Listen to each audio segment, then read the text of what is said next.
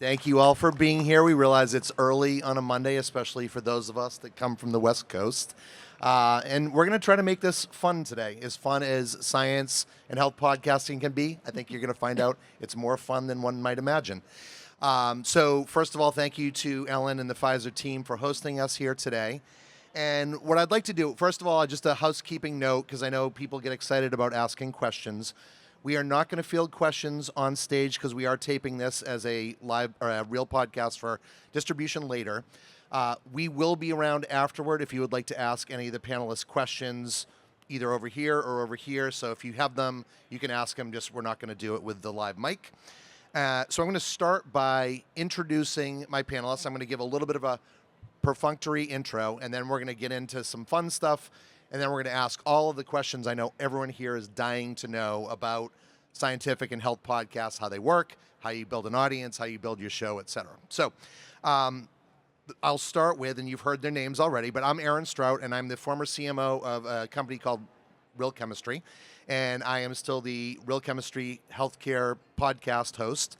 And I've been doing podcasting for almost 20 years. I have a funny anecdote that I'm going to share with you shortly. But yeah, I'm like one of the OGs.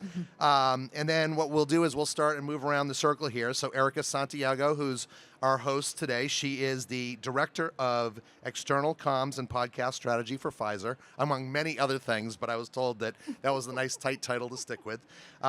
In the middle here, we have Veronika Taylor, who is the SVP of Acast Creator Network. And I think doing some research, I have a new podcast coming out. I may come and talk to you because I love your offerings. They have, and I wrote down originally 47,000. She's like, no, 147,000. I'm like, that's a big difference. That's 3 times as much. They're a global platform connecting podcasters, audiences, and advertisers, which I know my colleague JPEGs and I were talking about yesterday. It's one of the questions people have, like, how do I build an audience? Like, I've got an idea, but I don't know how to do it, and how do I monetize it, right? So it's a critical service. And I think we learned recently that you, who we'll talk about in a sec, just joined that network. So last but not least, we have Shoshana Ungerleider, MD. She is, and I wanted to make sure I gave her proper credit because she earned this. She is a board-certified internal medicine physician, so always good to have someone that actually does this as part of their living from a doctor perspective. And she is the host and producer of the TED Health podcast. And I would encourage you, and we'll have an opportunity to talk more about this, but the TED Health podcast and the Science Will Win podcast, sponsored by Pfizer, are both amazing shows. So, because of the fact that it's early morning, and anyone of you that know me know that I like to have a little bit of fun, engage the audience, make it an enjoyable experience and a learning experience for you. So, we've done the perfunctory introduction. I want to ask each of my panelists here to give us a little bit of an insight into what their workday looks like, and then we'll do a couple of fun questions. So we're going to start with, what does a day in the life look like for my panelists? So Shoshana, why don't we start with you? Thanks, Chris. Aaron. That's okay. Oh my gosh. I figure I won't let you go the whole podcast. It is early. Me, Chris. Clearly, I need coffee. You can call me Chris if you want to, but Yeah. you will be confused Aaron. with people. All good. Sorry. See, we're having fun. You can call me whatever you want. So I don't have a typical day. I expected as an internist to practice medicine full time, and that never really happened. So I still do telehealth, primary care. And then on any given day, I am running a nonprofit called Endwell, focused on making the end of life a part of life. I also host and produce my own podcast called Before We Go. And then, recording for TED. And then I also do some science journalism. So writing and television as well. So it just is a fun and interesting, busy life. So thank you for sharing that. What I will tell you is very early in the morning, I woke up because I had too much caffeine yesterday. And so I was listening to some of the TED Health podcasts as background. And you want to talk about someone that has a melodious voice. I was listening to it and thinking, I could listen to this all day and help. Not that the content's boring, but it would soothe me back to sleep. So one more reason to listen to that. Veronika, why don't we move on to you next. Yeah, thanks. So Acast is a very global company. So I have teams on the ground in 14 different markets. So my mornings are usually full of internal meetings with the European teams. Sometimes I catch the Australians very, very early or very, very late.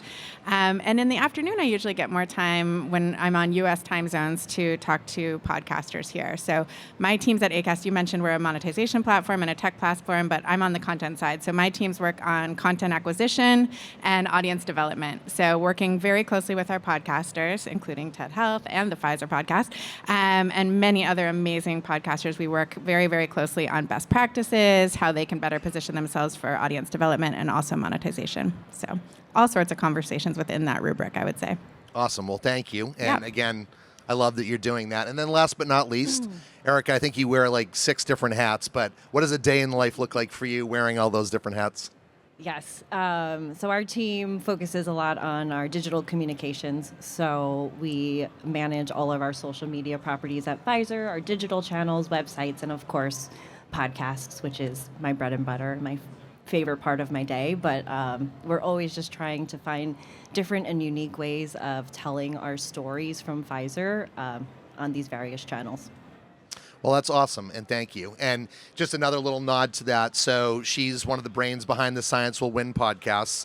And I was also listening to some of those last night just to sort of study up. And my good friend Jeremiah Ouyang is the host of this season.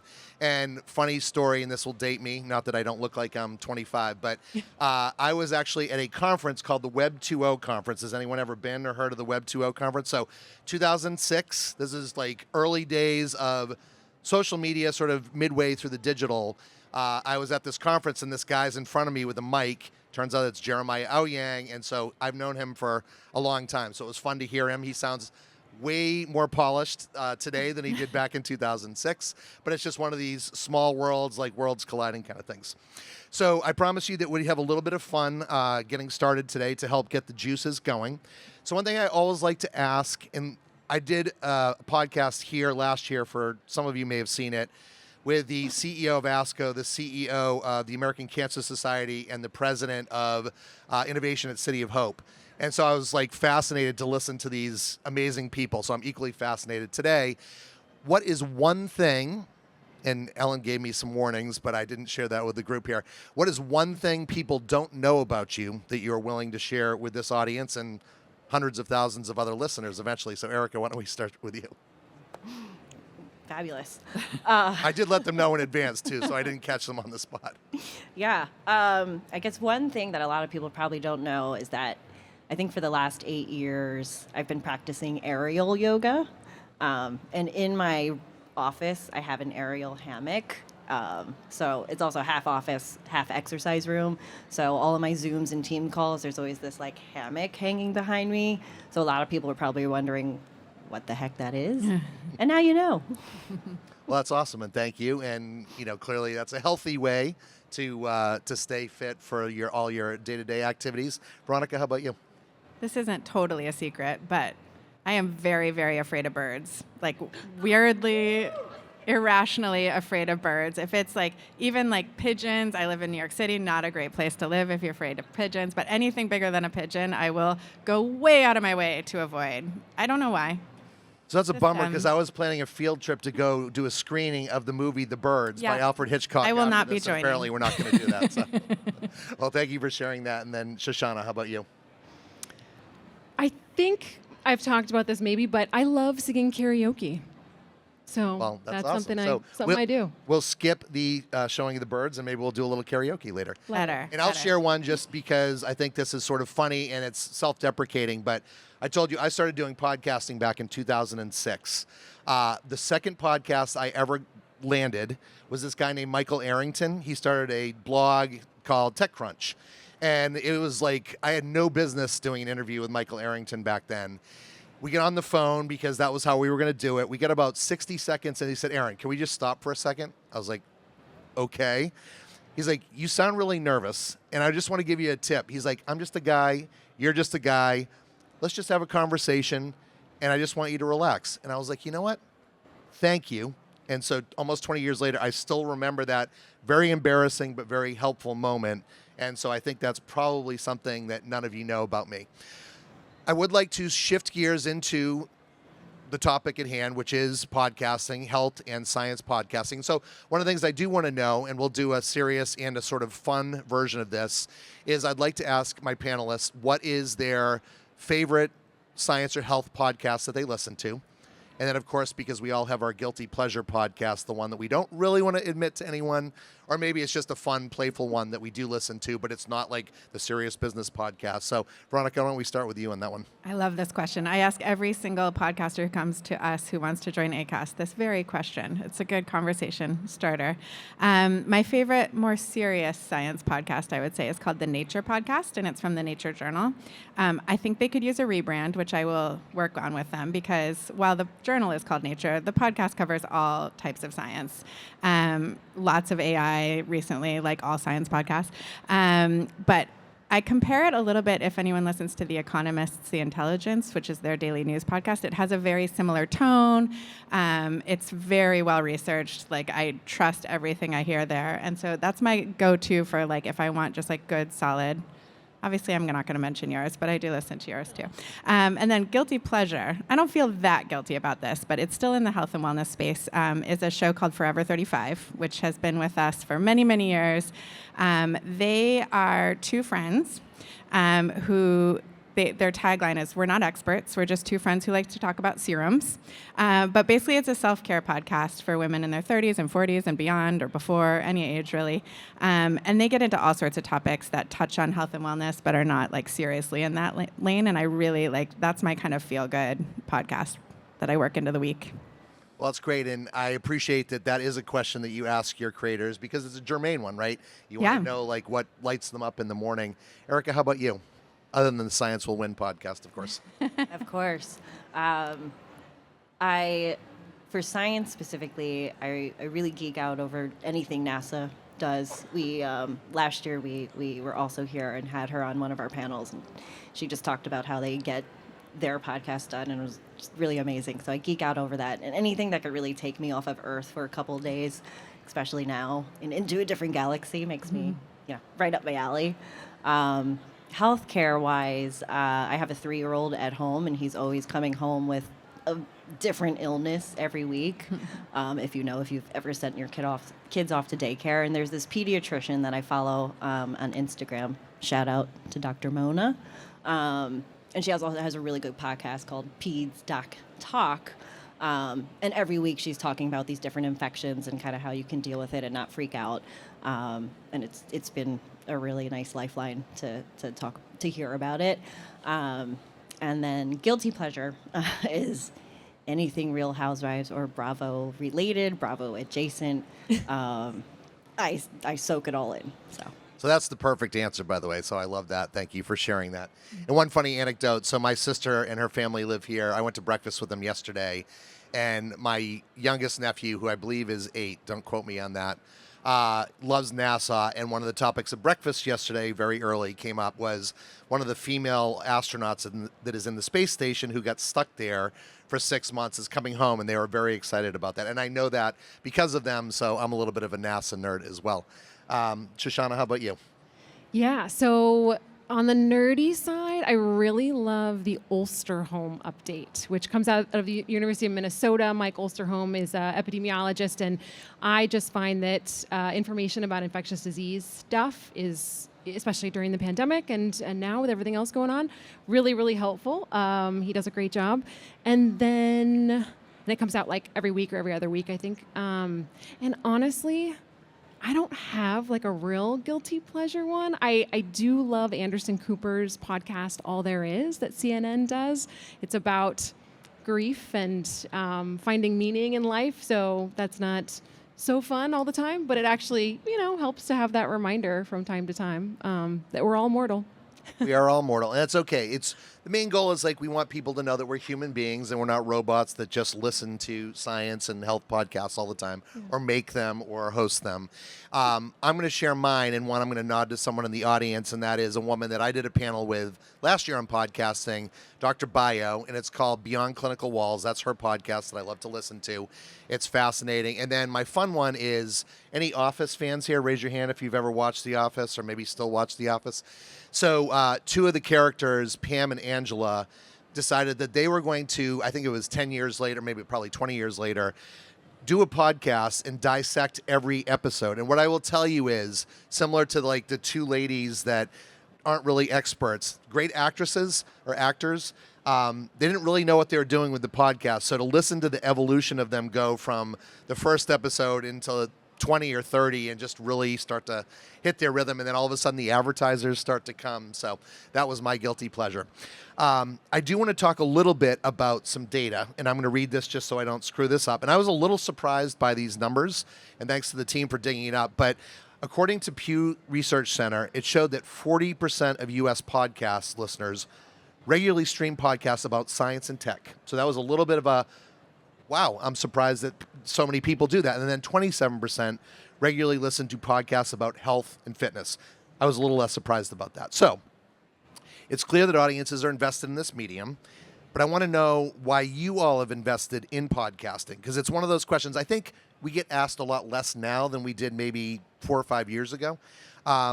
But I want to know, what message are you trying to get across with your shows, and why are you saying it with podcasts specifically? So, Shoshana, why don't we start with you? So I think, unlike social media, right, where information is often really bite-sized, lacks context, podcasting allows for more in-depth and really nuanced exploration of topics, which I think is important when we're talking about more complex scientific information that we want a general audience to understand. Our goal is to, well, one of our goals is to demystify science and medicine, right? So breaking down complex health topics so that anyone, whether they have a science background or not, can really understand and apply it to their lives.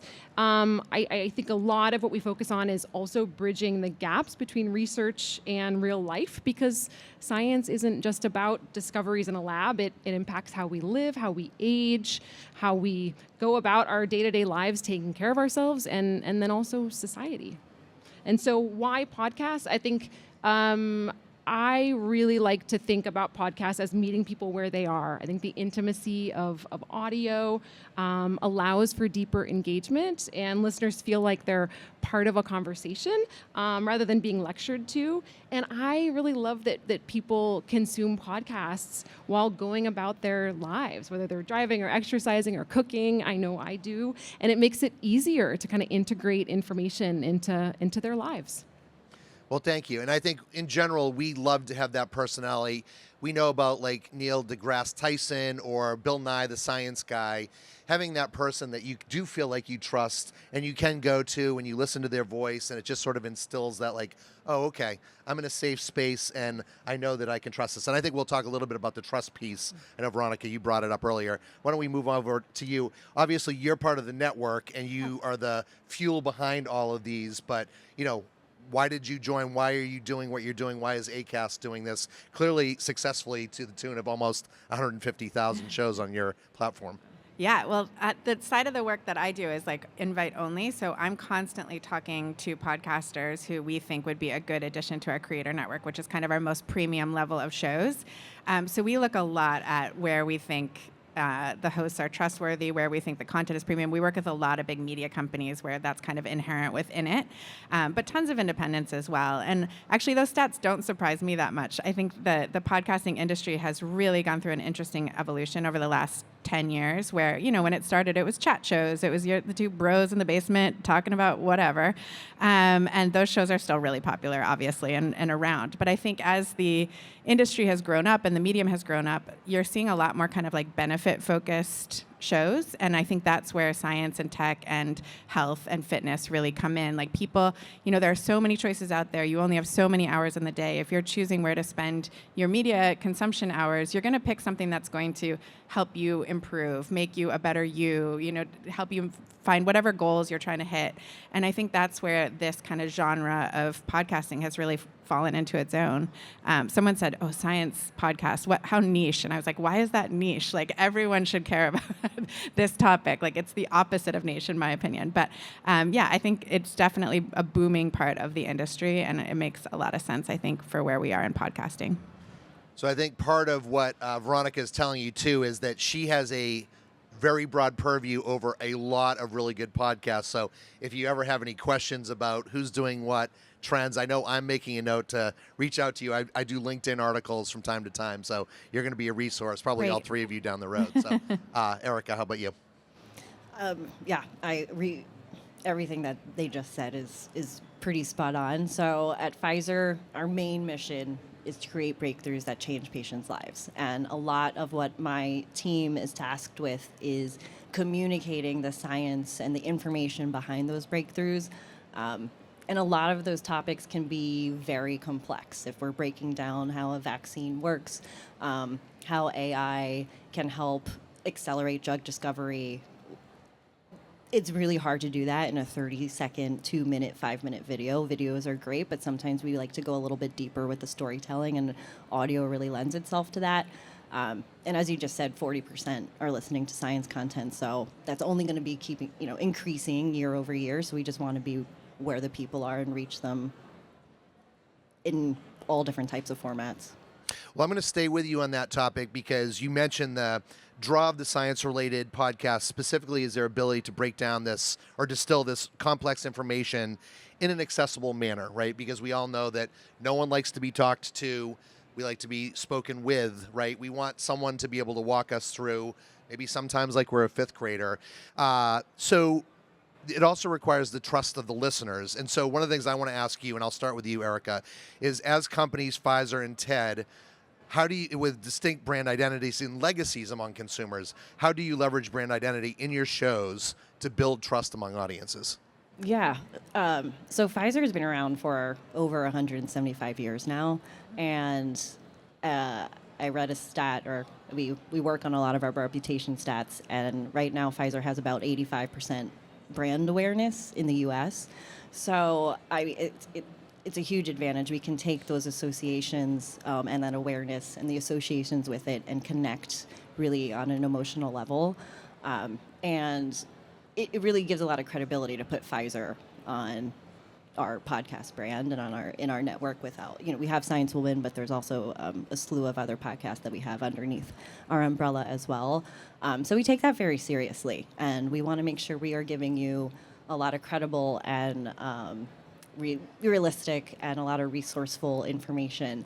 But we also know that you don't want to hear a podcast just solely about Pfizer. You don't want to hear Pfizer talking to Pfizer, just us talking about us to you, to the audience. So we really like to make sure that we cast a really wide net and bring in outside experts, people that are in the field, patients and their stories, patient advocates, so that you're really getting the full 360 view of the certain topic that we hope to relay to you. And we don't want to solely talk about us. We want to talk about infectious diseases, illnesses, vaccines, giving you the one-on-one and arming you with this information in a credible and reliable way. Well, it's one of the reasons why I love that you picked Jeremiah Aoyang to do this season. So Jeremiah is an industry analyst. He worked at Forrester for a while. And one of the questions, just to make this sort of germane to all of us, I get asked by people all the time, like, okay, we want to do a podcast. Who should do it? Should it be someone from our company? Should it be someone from outside? And my answer is like, well, you tell me, like, do you have someone from your company that is a thought leader or is a good interviewer that's credible? And there's no right answer, but I think, to your point, you didn't want it to be an infomercial about Pfizer. One way to keep that at arm's length was to bring in outside hosts. And I think that's really helpful in terms of having someone that can explain the science and interview these amazing guests. Yeah. Shoshana, how about you? Yeah, so just like on the TED stage, we make every TED Health episode grounded in sort of insights from experts, solid research, and then we focus on real world takeaways. I think trust isn't just about the facts, it's, as you said, it's about connection. So I really try to bring, as a host, curiosity and compassion to every conversation. We tackle big, sometimes tough topics like end of life care, because that's what I care a lot about, and implicit bias in medicine. We do it with honesty and with care, and I always aim to empower listeners with information that they can actually use. And I know we'll talk more about that. At the end of the day, I love TED. We're never pushing an agenda. We're all about fostering informed decision making. So I think if we can spark curiosity, if we can build understanding and help people feel more confident in their own health journeys, then we're doing something meaningful. And that's why I became a doctor. And so that's really what matters most to me. So I want to do a quick little double click if you don't mind, Yeah. and I'm going to put you on the spot. Sure. You'll know because you did the show. So as I was doing my research, the last podcast, or at least the last one that came up for me on the TED Health podcast, was about vampires. Oh, yeah. And when I saw that, I thought to myself, wow, how are they going to connect vampires to science and health? And I was actually pleasantly surprised at how nicely that came together. Can you just give us like 30 seconds on that episode and what the Yeah. connection was so that everyone here will want to go out Sure. and make sure that they listen to that if they Yeah, haven't of yet? course. So I think that was a TED Ed lesson sometimes, and we'll get in more to this, but TED Health features TED Talk content or TED Ed lessons. This particular one, I think we recorded it a while back, but was talking about kind of the historical context of vampires and why this, mythology around sharp teeth and drinking blood and not being able to go out in the sun and being sort of allergic to garlic. It turns out that was actually rooted in more like old world ideas of what early understanding of science, maybe I would say. Well, Things as a that- hint, one of it was related to rabies, right? Because there Oh, was a yeah. huge rabies outbreak. And so people would get bitten by bats or other Mm-hmm. animals. They would not want to look at the light because light makes your eyes more sensitive. Yep. They would be averse to strong smells like garlic, and they would have these crazy sort of violent outbreaks. And so Advanced rabies. that's Yes. right. And so this exactly. is why, and you mentioned also when people would die, they would go and dig them up sometimes for various reasons and find out, lo and behold, their nails and their hair and their teeth would continue to grow.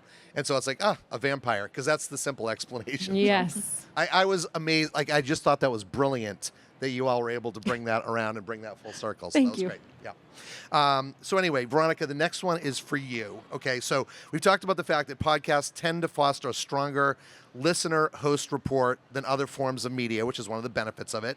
So as someone that works with the talent, how do you work to market Acast's health and science shows, and then, because you do this as part of your job, choose these creators in a way that boosts not only the listener-host relationship, but the overall audience engagement?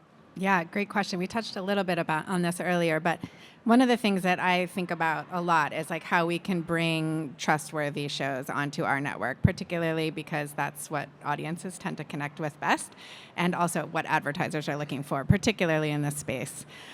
So yeah, we think a lot about working with companies that are as esteemed as Pfizer and TED, where you're going to get quality content that you can trust. And if I could pick amongst a bunch of podcasts, like that's one of the first things that I'm going to look for.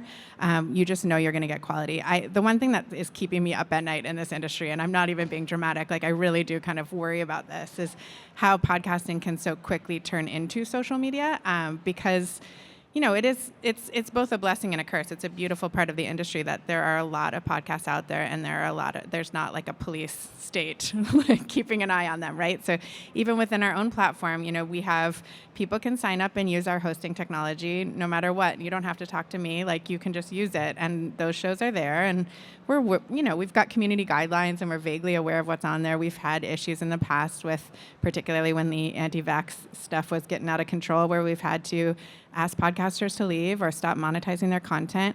But for the most part, unless you're in the creator network where someone from my team has invited you on and we know that you're listening to the shows all the time, like there could be stuff happening on those shows that I don't feel good about going out into the world. And that really makes me nervous as someone in this space. And I think, we're not alone at Acast, like all the podcast hosting platforms operate in this way.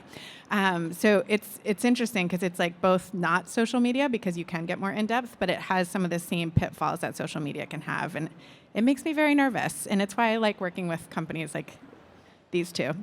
So Well, that's a good point, and it's something I don't think I've thought as much as I probably should about, because you do sort of feel like, well, it's just out there and it's regulated, but it's not really. It is a bit of the Wild West, right? It is.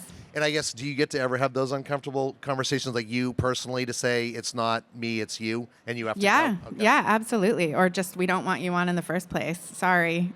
You're just Find not someone good anymore, else. but yeah, thank you. Yeah. Well, I don't envy you on that one. Shoshana, how about you? So as a host, what do you do to foster that relationship between the host and the guest on your, you have, like I said, you have such a nice warm sense about you, but I'm sure you have some tricks that you use as well, both on the TED and your own podcast. Yeah.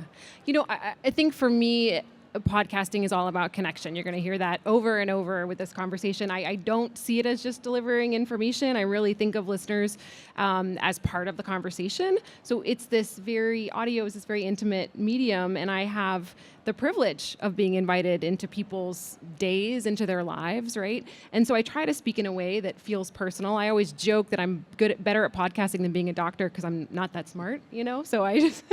I somehow don't believe that. I don't know. But, I think of it like we're sitting down and having coffee and unpacking some of these big, health and science topics together.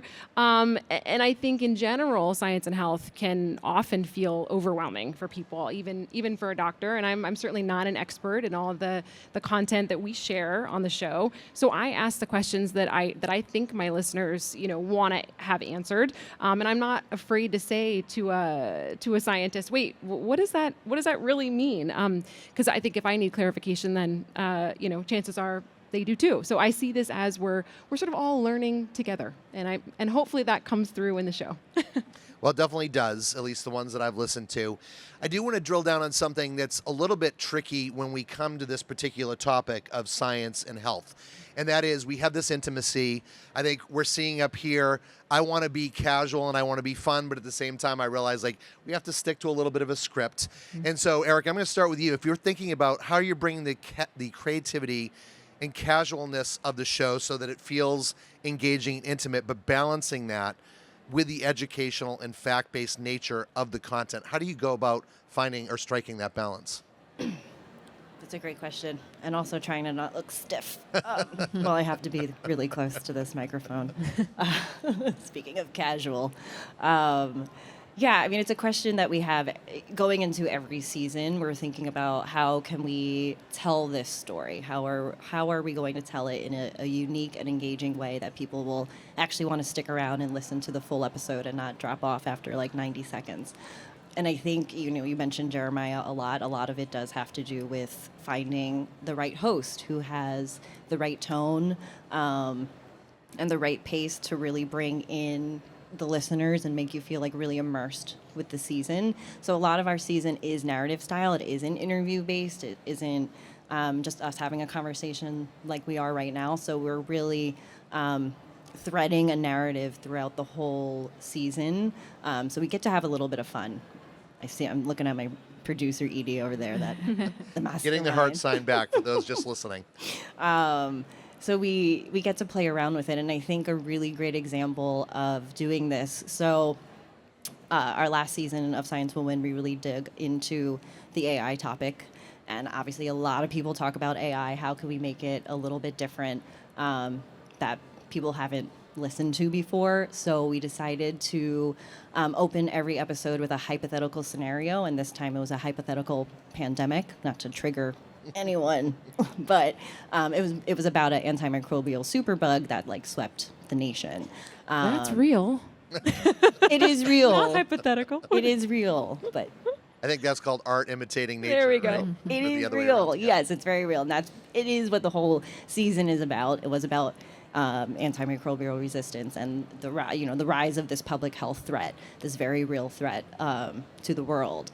And we opened it up with these scenarios of really kind of taking you into this character that he was on his way to work, or it could be a she. It's whoever it is. We didn't have any genders.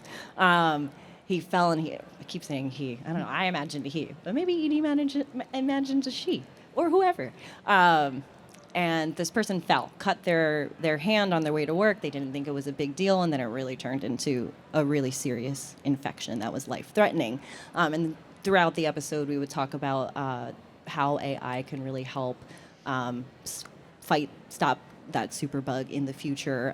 But we take you across the series, and every episode that story progresses. And we really had a lot of fun with the sound design and the sound effects, really immersing you into that episode, that like you were that person, you were in that train, you were the one that fell, you felt like you were in that hospital, you were smelling the blood. And we wanted it to a really intimate experience, and something that we've never done really before at Pfizer. It was a really creative exercise that was completely different, and I think was really interesting. So, but it also had the educational nature as well. Well, you helped me out on this one because I know we're going to end up running tight on time at the end here, because one of the other things I wanted to know was an example of, and I think you gave a really good example. So what I'm going to do is I'm going to bop over to you, Shoshana, and I'm going to probably skip you on this one, Veronika, and then we'll keep going. But why don't you tell us, like, how do you find that balance, and is there a particular example that you've done where you're like, yeah, we kind of nailed it on balancing the creativity and engagement, but balancing that with the factual and educational component? Yeah. So, I do think about every episode as a discussion with a friend. That's sort of how I frame it. And let's be honest, a little humor and some real world examples can go a long way in those kinds of conversations. The idea, right, is just making science engaging without losing its accuracy or getting too far off into the weeds about something. I think, for us, facts and evidence are always the foundation, right? But human beings connect with stories and emotions, which hopefully makes them stick. And so when somebody feels something, they remember it, I think, for the most part. And if we can make science not just informative, but also memorable and then meaningful for people, I think we've done our job right. Awesome. And then an example of one that you think is particularly good? Yeah. Well, you're hoping I didn't do the drill down on that one. No. I just forgot. Thank you for reminding me. That's why I'm reminding you. We did an episode, I think last year, and it was a really, it was a personal one. So when my dad was diagnosed with stage 4 pancreatic cancer, I learned that I carry a BRCA mutation, the BRCA. And so really that episode was talking about genetics, cancer risk, encouraging people to think about their own risks, learn about genetic testing and screening, all things that I think can feel pretty overwhelming when they're not explained in a way that kind of grounds it and connects with people. So I walked through kind of the emotional side of things, and then it was a really nice segue because I ended up doing my own podcast, Before We Go, which came out at the end of last year, and we sort of primed the TED Health audience, and we did some feed drops, which I'm so grateful to TED for doing, where we got to share my story in depth, which went into much more about mortality and finding meaning, and then my why in terms of going into medicine, and then in that journey. So I think that's the power of science storytelling when it's done right. I think when facts and experiences can come together in a way that kind of educates people, so they're informed, but then they're also hopefully empowered to make good decisions for themselves. Well, I'm going to take a sec to give you a pro tip for any hosts out there. So thank you for sharing that story. And I know one of the things I did early days as a host is you're so focused on asking your next question, you'll do a throwaway like, okay, thank you, like let's move on to the next one. So that is a very personal story you just shared. I am so sorry that your dad was stage 4, and I'm sorry that you are a carrier of that. So I want to be empathetic to what you just shared. That's very important. And it is one of those things, and it's why deep listening, which is not the easiest skill. I've had to do this literally 500 times to even start to get to this place. And I'm sure that you do that, but thank you for sharing that very personal story with us. So Veronika, this is a good one for you because this is something I also get asked. You have someone, either it's the, hey, I have a CEO and he wants to, or she wants to do a podcast, like, let's go. Or you have someone that's got a great idea and you have to sit down and say to them, have you thought through what the overall strategy is behind your content? How do you make this not just a one and done show? How do you think through this? So how do you work as someone that recruits the creators and works with them closely? How do you advise them through the journey of these maybe sometimes nebulous ideas to create a full-fledged show that's got a story arc to it, or at least has the right through line to it with a clear purpose? Great question. And yeah, a lot of podcasters come with fantastic ideas and no idea how to shape it into an actual show that has legs. We tend to work with shows that are always on weekly for the most part, because they do really well with advertisers for the most part, but also, it's good to build up that audience. So having really very regular cadence is super important. So I spend a lot of time with new podcasters talking through what is your cadence plan? How are you actually going to format the episodes? Like, you'd be shocked by how little some people think through that. I have a background in magazine journalism, and I like to think about podcasting in a very similar way that you would think about how you put together a magazine, right? You've got some shorter features up at front, you get some longer reads in the middle, and you've got some great short franchises in the back. That's a really nice way to put together an interview style podcast. So it's not just like, hey, today I'm going to interview, and then you get into it and then you're done. Like, think through it, have a format that allows you to stick with it longer generally. I think it's really hard if you're doing an interview style podcast to book guests week after week after week and keep it fresh. There's been a lot written about recently. Tim Ferriss had a big article about how I'm done with guests, just done. So I think thinking through your format, thinking through your competitive space. So like, what are other shows that you would like to compare yourself to, or be like, or not be like, is a really helpful exercise. And then, really charting out many episodes, not just one, before you get going, I think is really critical as well. Yeah, and I know personally, as someone that has hosted a lot, the other thing I've always tried to do is I try to find sort of my own story arc. So I kind of know where I'm going to start and where I'm going to end up. I do vary the questions because depending on your guests, they're not all going to be germane questions.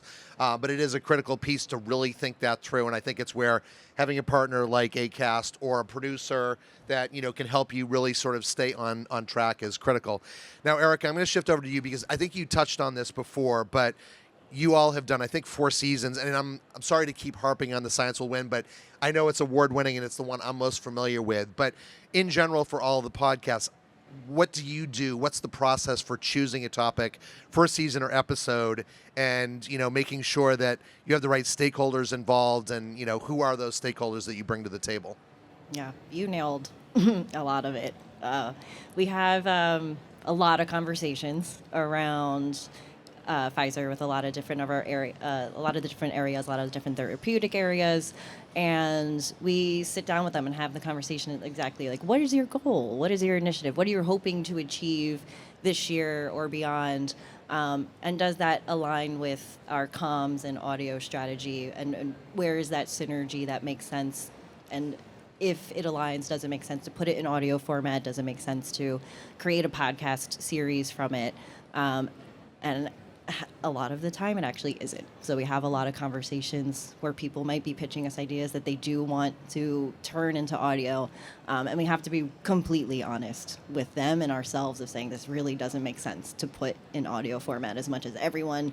And it seems that everyone has a podcast and there's so many out there. So we have those tough conversations and we say, yeah, I don't think this might not be a fit, but we do have these alternative channels that might make more sense.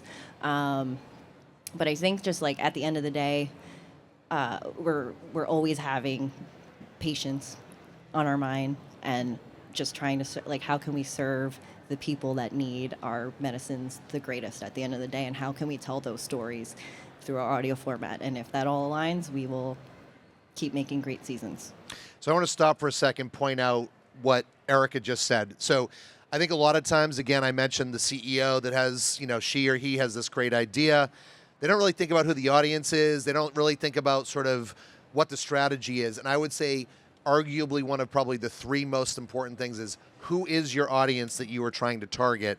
And so in your case, patients, which is so critically important for anyone who works in the healthcare or science field, like really understanding what does it mean to them. And I'm going to stay with you, and then Shoshana, we're going to bounce over to you for a different question. But season 4 is specifically of Science Will Win about AI technology. Surprise, apparently a hot topic, especially here. And this one talks specifically about data, hardware, software, the 3 major components, and how they've combined to revolutionize the drug discovery and design process. So let's sort of think about what has been the most exciting, the good, and then the challenging aspect of taking on this topic this season. Yeah. And when you think of data, hardware, and software, you're really thinking exciting. No, but that Patients was love those things. But that was our challenge, right? So we we're tasked with the season that, AI is really hot. We talked about AI last season. We wanted to continue the conversation into this season, but we wanted to talk about really how AI has helped revolutionize our drug discovery process. But how do we do that in a way that is interesting, because that topic is very complicated and can get very in the weeds. So we thought it would be really great to take our listeners through a journey in time of like, what was it like to create medicines before the internet, before computers even existed. We touch upon sequencing the human genome, and how video games influence the software that we use to discover drugs today, and really take people through that journey up until today and beyond of what's even capable out there. So it's really exciting. We really play a lot with the sound design. It's something I think that we want to continue doing in the future, immersing the audience in these like kind of cinematic episodes, which are really exciting. And just the overall mission of just science in will win in general. Each season is different. Each season touches on a different topic. We did talk about AI, but it's a little bit different than how we talked about it last season. But at the end of the day, we really just want to talk about different health challenges, maybe emerging technologies, to just get that information and those stories in front of people. Well, I love that you're doing that, because I think, we take for granted that we go to our doctor, they write us a prescription, we go to the pharmacy and they give us the prescription, and no one really knows how the sausage is made, right? And we're not going to dive into that. But I think it is important to understand, how does it work today? I love that it's, got some connection with the video gaming piece. And how did it work? I mean, we're going to go out on a limb. We're here with Pfizer. I think all of us, I know all of my friends and neighbors learned what mRNA was and like how vaccines worked. And I thought that was actually great that people finally did understand some of the science behind it. So kudos to you and the show for really helping people digest this and know what the process looks like. Shoshana, I promised I'd come over to you next. And so obviously TED Health spans a gamut of topics and speakers, which is part of why TED in general is such a great umbrella, right? In your case, each episode really does feel fresh and distinct and can be a standalone listen, even if you duck in and listen to the one on how do vampires and science come together. But one of the things that I want to know is, like, how do you work to make the content feel unique week after week, while making sure that you do sort of fit into this umbrella of a theme, so that people aren't like, where did this one come from? Well, sometimes they do say that. You're kind of all over the place, but we have a very kind of broad audience, which is both, wonderful and also a challenge. I think a lot about sort of the overall balance of the season, because we're such a long season, and making sure that we're covering a really wide range of diverse topics to keep things dynamic. 1 week we might feature a TED Talk about the cutting edge research on psychedelics, and then the next we're talking about how organ transplants work, or the gut microbiome and immunity. And so one of the things that we do is we focus on newer TED content in terms of thinking about how to keep things fresh. I think everything from public health conversations to scientific breakthroughs, really it's about trying to bring in human stories and then make those conversations exciting for people. So the TED Talk, right, is just the beginning, and then I try to set the stage either with my own personal insights or give context to why this particular talk that we featured is something that, hey, you should listen to this and talk to your friends about it, and here are some tips for how you can live your best life as a result of it. Well, since you mentioned the innovation, and I'm going to ask this one last question, and then we're going to do sort of a wrap-up key takeaways from each of the panelists, because I know we're getting sort of short on time. So innovation, you can't just put out the same stuff over and over again, right? You have to find that balance of, like, what is our theme? How do I stay within the theme? How do I not show up and have someone say, wait, did I get the wrong podcast, right? And for anyone that watched American Horror Story, not a healthcare or science podcast, TV show, but the premise is it is horror genre. You have a very different story, but you have a lot of the same characters playing different roles in each of the seasons. So as an extreme example of that, Veronika, as someone that works with these creators, how do you help them think through their innovation process and saying, like, let's stick enough to the guardrails but not get so focused that we feel like we're on a 500-mile long straight highway going through the middle of the country on this podcast? It's a great question. I do think those guardrails are important. I think listeners like habit, like they like knowing what they're coming back for, right? I think the format of TED Health, and it's similar to TED Talks Daily, is so comforting in that way. I don't think I would just go listen to a whole TED Talks, even if I was super interested, like not frequently at least, but the format of having you contextualize it and give me the, like, this is why you should care about this is a really great way to like have a format that can live a lot of lives, right? Like the format is there, but you can put any content into the middle of it if you handle it well. And I think that is kind of the secret to success in a long-running podcast, how you stay innovative within that format. I think one of the best ways to do that is to do audience research. So do surveys with your listeners and find out what they want to hear more of or less of. One of those shows I mentioned earlier, Forever 35, they just wanted to rethink. They'd been at it for a while. They got a new host who also happens to be the host of TED Talks Daily. And they wanted to just really hear from their listeners, some of whom had been with them for years, to understand, what do you like? What do you hate? And from that, they realized that some of the topics that they had been covering kind of in a fringe way were actually the topics that their listeners were most interested in. So they've now done a lot more kind of like midlife health topics. So they got a lot more, their listeners have probably aged with them slightly. They're doing a lot more perimenopause content and things like that. Also a whole arc on friendship and how friendship is so key to your health and well-being. Those are topics that they didn't even think of as core to their show until they did this audience research. And it's allowed the content to feel a lot fresher this year. So I think that's one of the best ways to do it. So that's another, I pointed each of you out and thanked you for very specific points. That's one where I'm going to say, an executive coach of me at one point taught me feedback is a gift. I hated feedback for the longest part of my life because I was a little thin-skinned, if we're being honest, and I've tried to not be as thin-skinned. But it is the thing that can make you better, particularly as a podcast host or show producer. The one thing I will caveat that's going to reinforce your point is don't ask and then don't act on that. If you give people the opportunity to weigh in, doesn't mean you have to take everyone's feedback. There's a saying, according to this guy named George Orwell in Animal Farm, all animals are created equal, but some are more equal than others, right? So there are key voices that you want to hear, but it is important to find out what do you want to hear about, and then how do I take that as part of the expert process and fold it into the guardrails and making sure that we're staying on track. So Erica, we'll end with you on this one. So I'm sure you're thinking about upcoming seasons. Like, what is your innovation process with your shows, and how do you keep them fresh? And then, unless you want to weigh in, Shoshana, we'll do the lightning round. No, it's a good question. I think it looks a lot like this, right? Showing up at places that you might not necessarily think that Pfizer would show up, and doing live podcast sessions.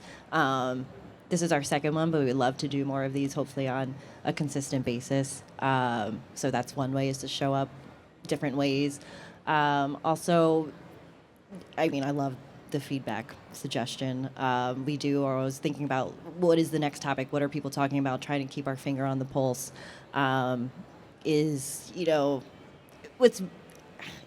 nice about Pfizer, well, not nice, but it's been around for so long that it's innovative within itself, that you're able to stay so relevant for so long over the different eras and everything that's been going on since its course. So we kind of take cues from that and see where the next story will lead us. And for a 175-year-old company, that's probably not always the easiest thing. So, kudos to you and Ellen and the team for really helping to bring that excitement and to bring this to South by Southwest, and thinking about how can we stay innovative and be with people that are here, that are changing the world and rethinking things in an important way. So, kudos to you all for doing that. That's amazing. So, did you want to weigh in this one? So why don't we start with the lightning round, and I am going to start with you. Truth be told, I sprung this on the guests, or my fellow panelists, before we did this, but hopefully they had a little bit of time. I want to just have them leave you with one thing that they would like you to take away from this conversation. So we'll start with you, Shoshana, and go around to Erica. Yeah. Well, I think there was a lot of consistency in everything that we sort of mentioned, which was really nice. I guess I would say that one thing that because I see me furiously taking notes, one thing I'm going to take away from this is, getting feedback and data and insights on what works and what doesn't is really, really important for the longevity of the show, to reach potentially more people. So that's something that, I plan to do in the future. I guess I would say, please, if you haven't listened to TED Health, check it out on your favorite podcast listening platform. And then also, before we go, if you want sort of a different conversation about finding, meaning in the fact that one day life ends for all of us. So maybe not a day where you're looking for something super upbeat, because it's a little bit of an intense show. But check it out. Well, so I love the humility there, and I'm going to make an analogy. This is a little bit like Taylor Sheridan saying, I really want to get some stats and feedbacks on my show Yellowstone because I want to make sure that it's doing well. So I don't know about that. Well, TED is a huge franchise, and TED Health is a huge franchise. So, and I know you're talking also about your own personal podcast, but you're being a little bit humble about that. But I do think it's always important to strive for better, and you can always refine. And but thank you. I appreciate I'm giving you a compliment, but yes, Thank you, totally, sir. yes. It's always better to strive for better. Veronika, how about you? I mean, I got some good listening tidbits. I cannot wait to listen to the vampire episode, which I have not yet listened to. It's really good. It's short, too, so it's like 15 or 20 minutes. Great. And your hypothetical season. I haven't heard that one yet either, so I'm going to go back and listen to that. So I got some great listening suggestions, which I always love. Awesome. And then Erica, bring us home. Yeah, I think, I don't know how many people in the audience there might be from the corporate world, but I think definitely stepping outside your box, because this is, live events, especially in the pharma industry, can be very difficult. Just take a leap, step outside that box, and a lot of things, really exciting things may come from that. And also scan that QR code for season 4 of Science Will Win. Thank you very much. Well, thank you. And so my takeaway is you can see that there's this balance between creativity and sort of sticking to a script. And so if you need help, reach out to the pros like the Acast platform, or find a producer, find people who, like I see Shauna Butler, she does an amazing podcast in the audience, or Dr. Bio, like people that have done podcasts, and get their take and ask a lot of them and say, what is it, what worked, what didn't. With that, I would like to thank all of you for showing up on a Monday morning and sitting through this and listening. I would like to thank the Ellen Gerstein and the Pfizer team for all of the hard work. Stephanie Agresta, the Ascendancy team, and the UPG team who's helping to film South by Southwest. Erica Santiago, Veronika Taylor, Shoshana Ungerleider. I love her name, but I have to think about it. So a round of applause for everyone. And as I mentioned, we'll be sticking around if you have specific questions for them afterward.